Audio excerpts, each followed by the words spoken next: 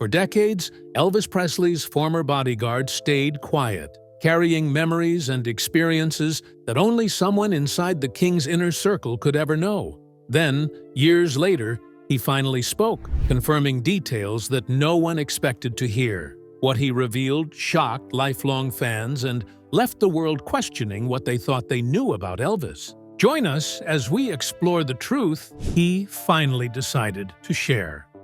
When Elvis met Red in the early 1950s at Humes High School in Memphis, Tennessee, two young men crossed paths who could not have seemed more different at first glance. Red West was a rugged, broad-shouldered teenager with a strong, athletic build. He had a reputation for being tough, dependable, and fiercely loyal to those he cared about. He was the kind of person who stood up for his friends without hesitation. Elvis Presley, on the other hand, was quieter and more reserved. He was polite, soft-spoken, and carried himself with a quiet confidence that set him apart from the other boys at school. His appearance made him stand out even more. While most students stuck to plain conservative clothes, Elvis wore colorful shirts and flashy jackets, and always kept his dark hair slicked back. His style and manner made him a target for teasing, especially from boys who didn't understand him.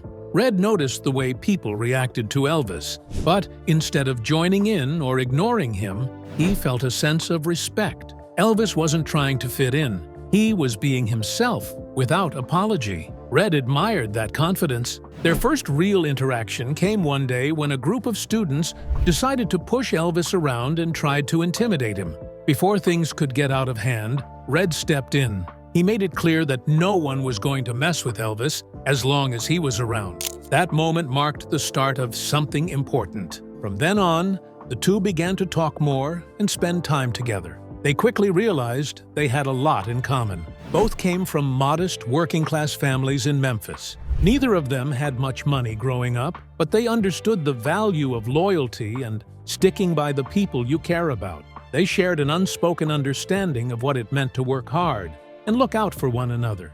This early bond was built on trust and mutual respect. It wasn't about popularity or social circles. It was about knowing that they could rely on each other no matter what. That foundation would carry their friendship through more than 20 years of highs, lows, and changes neither could have imagined back in those high school hallways. After graduating from high school, life took them in different directions. Red decided to enlist in the United States Marines, serving his country and building on the discipline and strength he already had. Elvis, meanwhile, began to focus on music. He was still an unknown young man in Memphis at first, but his style and voice soon started to get attention. Their lives might have continued on separate paths, if not for a turning point in 1956. That year, Elvis's single Heartbreak Hotel became a national hit, launching him into stardom almost overnight. Amid the whirlwind of new fame, interviews, and tour dates, Elvis reached out to one of the first people he trusted, Red West. Instead of surrounding himself only with new faces from the music industry, Elvis wanted someone by his side who knew him before the fame. Red was that person. When Red joined Elvis during this exciting time, it wasn't just as a hired bodyguard. His role quickly became much more personal. He was a trusted confidant, someone Elvis could relax around without worrying about being judged or misunderstood. He was also a companion, traveling with Elvis, keeping him grounded, and helping to protect him from the chaos that often surrounded his growing fame. Life around Elvis was rarely predictable. At Graceland, they shared late-night jam sessions where friends would gather to play music just for the joy of it. There were spontaneous road trips, unplanned adventures, and quiet moments when it was just the two of them talking about life. They discussed everything: cars, music, women, family, and faith.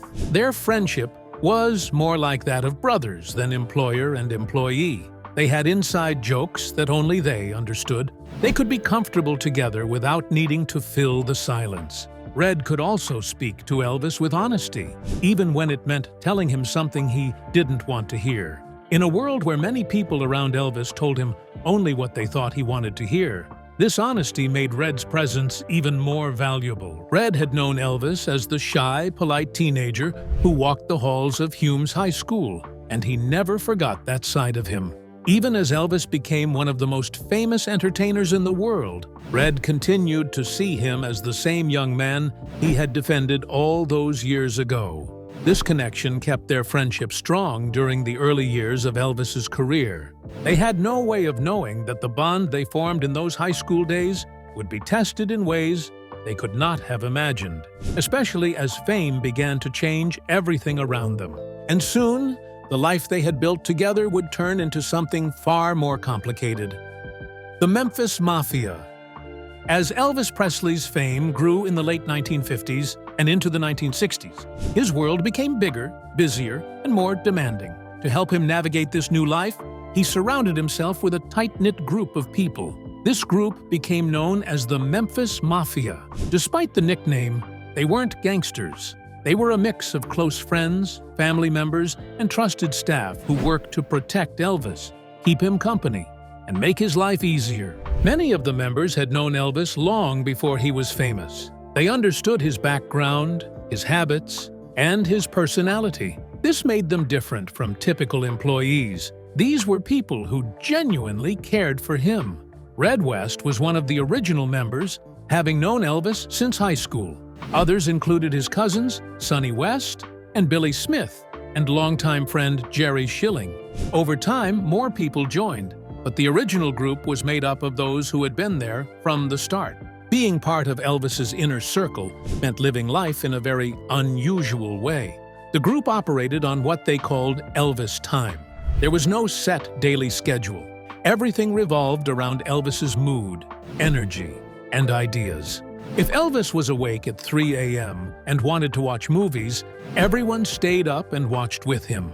If he felt like taking a trip in the middle of the night, the plane was ready within hours. The Memphis Mafia's days could include almost anything.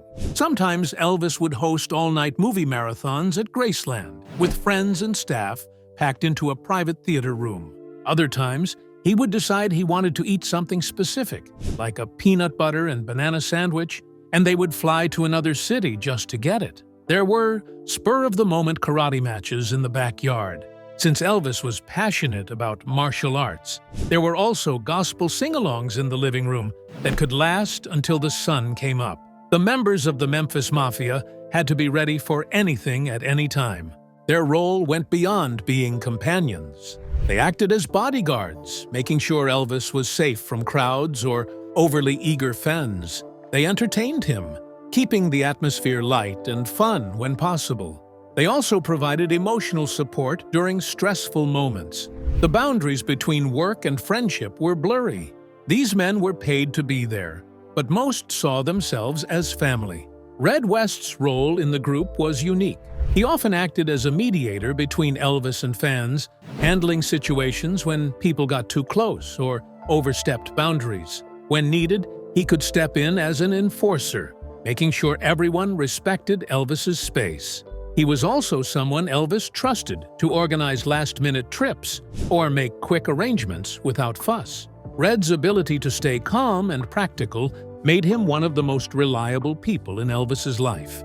Being in this position meant Red had a front-row seat to both the best and worst sides of Elvis's world. He witnessed Elvis's incredible generosity, like the times he gave away cars, jewelry, and money to friends or even strangers.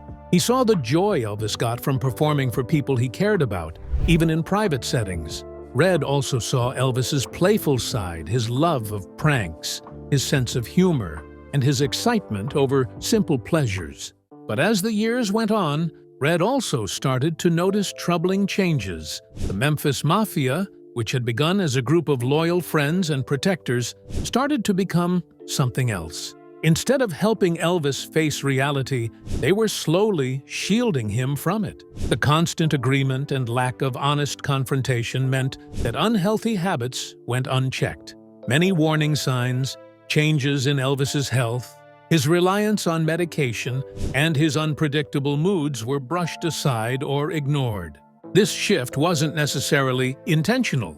Most people in the group wanted to keep Elvis happy and avoid upsetting him. Over time, however, this created an environment where telling the truth could be seen as betrayal. Red continued to voice his concerns, but he could feel the atmosphere changing.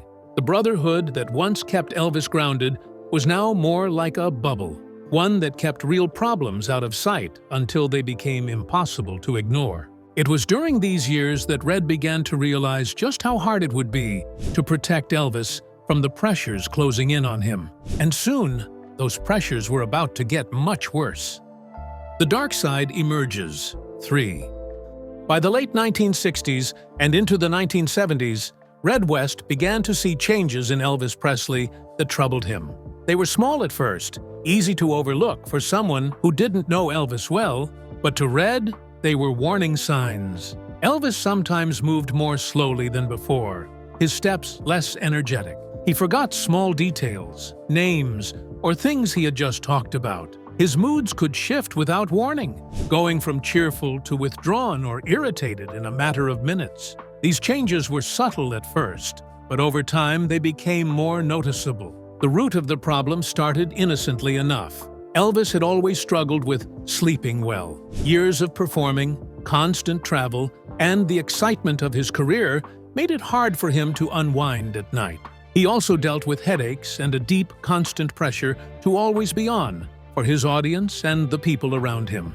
Doctors, many of them eager to please a man as famous as Elvis, prescribed him sleeping pills, pain medication, and stimulants to help him cope. Because the prescriptions were legal and given to him by medical professionals, Elvis didn't see them as dangerous. To him, they were just tools to help him rest, wake up on time, or get through the demands of a performance schedule. The problem was that the more he used them, the more he relied on them.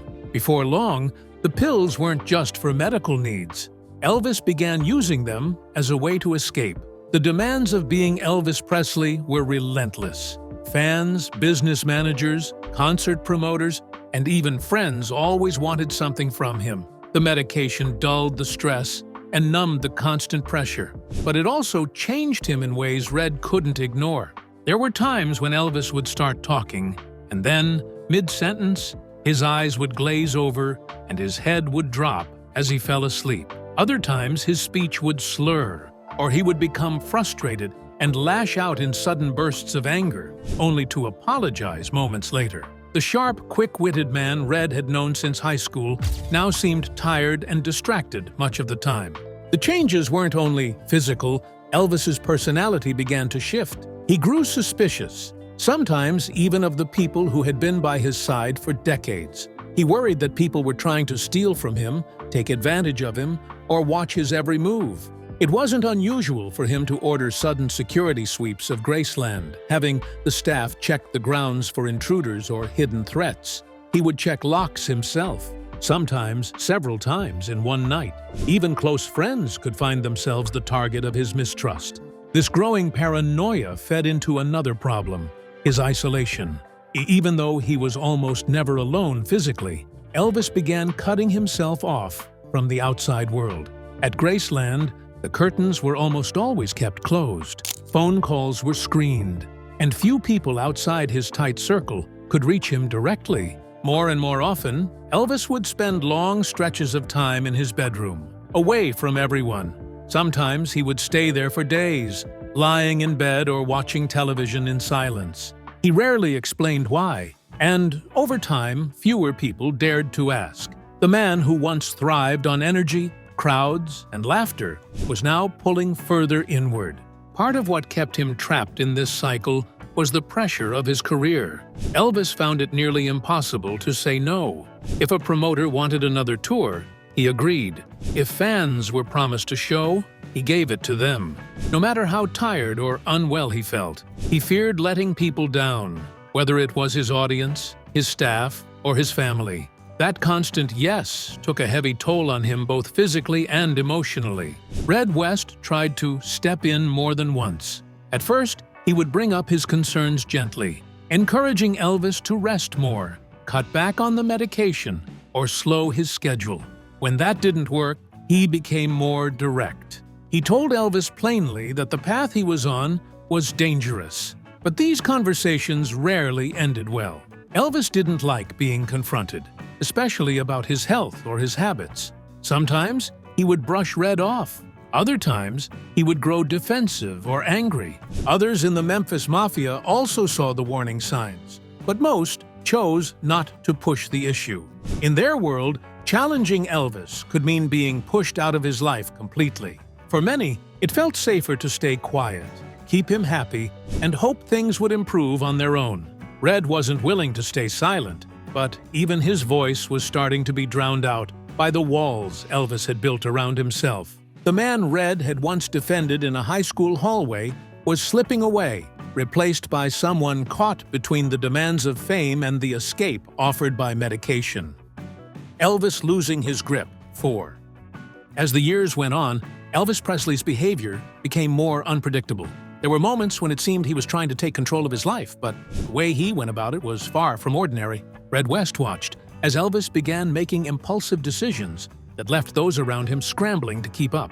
Sometimes, Elvis would suddenly decide he wanted to perform, even if it was in the middle of the night or at an unusual location. These unplanned concerts weren't about money or publicity. They were about proving to himself that he could still command an audience whenever he chose. Other times, he would order entire rooms at Graceland to be redecorated overnight, changing colors, furniture, and arrangements for reasons he rarely explained. There were also sudden cross-country trips, made with little warning and no clear purpose. One day they might be in Memphis, and the next, they would be boarding a plane to another state simply because Elvis felt like it. These impulsive actions were part of a pattern. To Red, they seemed like attempts by Elvis to feel in control of something, anything, in a life that was otherwise dictated by fame, expectations, and the people managing his career. The problem was that these bursts of control never lasted. Once the concert ended or the room was redecorated, the sense of satisfaction faded and the restlessness returned. During this period, Elvis also became deeply interested in spiritual and mystical topics. He would stay up late into the night reading about numerology, ancient civilizations, and religious texts. He searched for hidden meanings and codes in the books he read, convinced they might hold answers to the questions that weighed on him.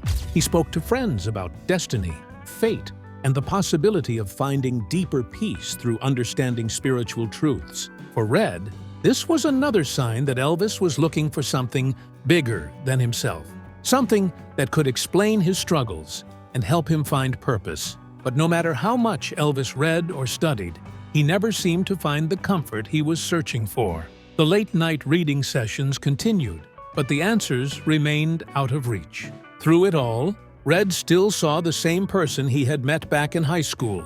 Beneath the fame, the extravagant lifestyle, and the unpredictable behavior, Red could still recognize the boy from Memphis, who just wanted to sing and make his family proud. That made it even harder for him to watch Elvis wrestle with fears he couldn't shake. The challenge was that no matter what Red said or did, he couldn't take that fear away. The fallout of 1976-5. In 1976, after almost 20 years of standing by Elvis Presley's side, Red West's world was suddenly turned upside down.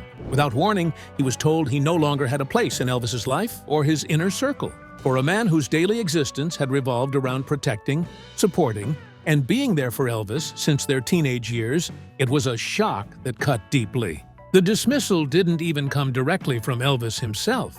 Instead, the news was delivered through intermediaries, people within the management team. There was no face-to-face conversation, no personal goodbye, and no chance for Red to understand the decision from Elvis's own mouth. After 2 decades of loyalty, it felt cold and impersonal. Red soon learned he wasn't the only one being let go. Elvis's cousin, Sonny West, and fellow bodyguard David Hibbler were also dismissed at the same time. All 3 men had been part of the group for years. They had traveled together, protected Elvis together, and shared countless personal moments with him. To be removed from that world in one stroke felt like the loss of a family. Publicly, the official explanation was budget cuts. The story given to the press was that the cost of maintaining such a large entourage had become too high, and management needed to make changes. On paper, it sounded like a business decision, nothing personal. But for those who knew the situation, there was another side to the story. In truth, Red's relationship with Elvis had been strained for some time. Red had grown increasingly concerned about Elvis's health, his growing dependency on prescription medication, and the isolating lifestyle he had built around himself. Red had spoken up about these issues more than once, sometimes directly to Elvis, other times to people around him. He was not afraid to challenge Elvis, even when it meant risking his position in the inner circle. This honesty, once a valued part of their friendship, had become a source of tension. By 1976, Elvis was surrounded mostly by people who rarely challenged him or questioned his choices. Red's blunt warnings were no longer welcome. In the eyes of some in Elvis's management, removing Red and the others who might back him up would keep things running more smoothly. For Red, the emotional impact was devastating. His life for the past 20 years had been built around Elvis, not just as an employer, but as a brother-like friend. They had been through highs and lows together, world tours, private family moments, hospital visits, late-night talks, and the countless little experiences that come from spending nearly every day with someone. Losing that wasn't just losing a job. It was losing a central part of his life. There was also the personal hurt. Red had stood up for Elvis back in high school when others mocked him. He had defended him from aggressive fans, kept him company during lonely stretches on the road, and shielded him from people who might take advantage of him. To be cut off without even the chance to speak directly felt like a betrayal. It wasn't just about the firing, it was about the way it happened, without the dignity or respect he thought their history deserved. In the weeks and months after the dismissal, Red tried to process what had happened. He still cared about Elvis and worried about him, but he no longer had the ability to step in or speak up. That helplessness was one of the hardest parts to accept. He knew Elvis was heading down a dangerous path, but now he could only watch from a distance. The loss also meant a sudden change in Red's own life. His identity, routines, and friendships had been tied to the world of Elvis Presley for 2 decades. Now, without that role, he had to figure out who he was outside of the Memphis Mafia. It was not just a career shift, it was an emotional and personal upheaval, because soon, Red would take a step that would shock Elvis's world even more. Red West reveals everything. After their abrupt dismissal in 1976, Red West, Sonny West, and David Hebler found themselves outside of Elvis Presley's world for the first time in decades. They were worried, and not just for themselves. All three had witnessed the changes in Elvis over the years, his growing dependency on prescription drugs, his increasing isolation, and the toll fame was taking on his health and state of mind. From their perspective, the path he was on was dangerous, even life-threatening. They had tried confronting him privately. They had gone through other people in his circle. They had even stepped back at times, hoping the distance might make Elvis realize something was wrong. None of it worked. So, in 1977, the three men made a decision that would change their reputations forever. They agreed to write a book. The project was not intended, in their view, as an attack. They framed it as both a warning and a plea. They wanted Elvis and the public to see the truth about what was happening behind the scenes. The hope was that public attention might push him to make changes before it was too late. The book was titled Elvis: What Happened. It would be a detailed first-hand account of life inside the Memphis Mafia. It covered not only the glamorous moments fans knew, the concerts, the gifts, the generosity, but also the darker side. The long nights fueled by pills, the paranoia that sometimes consumed him, and the growing wall of isolation that kept him cut off from the world. From the start, the Presley camp saw it differently. To them, the book was nothing short of betrayal. Elvis's management and some of his closest allies believed Red, Sonny, and David were airing private matters that should have stayed inside the circle. The backlash began almost immediately after news of the book broke. Letters poured in from angry fans. Many accused Red of being a traitor, of turning on the man who had given him so much. Some messages were harsh, even threatening.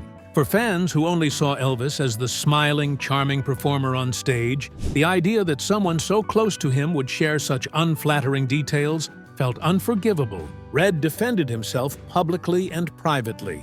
He said the three of them had done the book because they had no other options left. They had already tried everything they could to help Elvis in private. Nothing had changed. He explained that the goal was to make people understand the pressures Elvis faced. Pressures that went far beyond the glamorous image of the king. The drugs, the paranoia, and the loneliness weren't just rumors. They were real problems that needed attention. Elvis, What Happened, was released on August 1st, 1977. Just 2 weeks later, on August 16th, Elvis Presley was dead.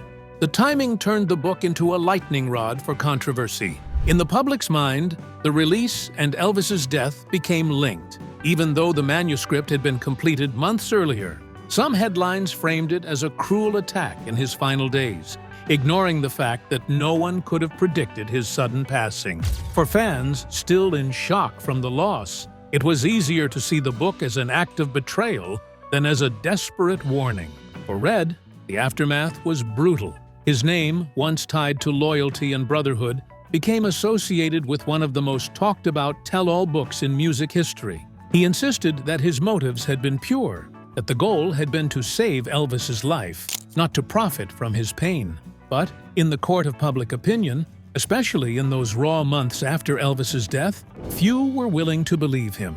In time, some fans would revisit the book and see it in a more balanced light, acknowledging both its blunt honesty and its moments of affection. But in 1977, there was little room for that kind of nuance. The emotions were too fresh, the loss too great, and the image of Elvis too sacred in the hearts of millions. For Red, the release of the book marked the end of any hope for reconciliation. Whatever chance there might have been to mend their friendship in life was gone forever. If you enjoyed this video and want more, hit that like button, subscribe, and turn on notifications so you don't miss the next video.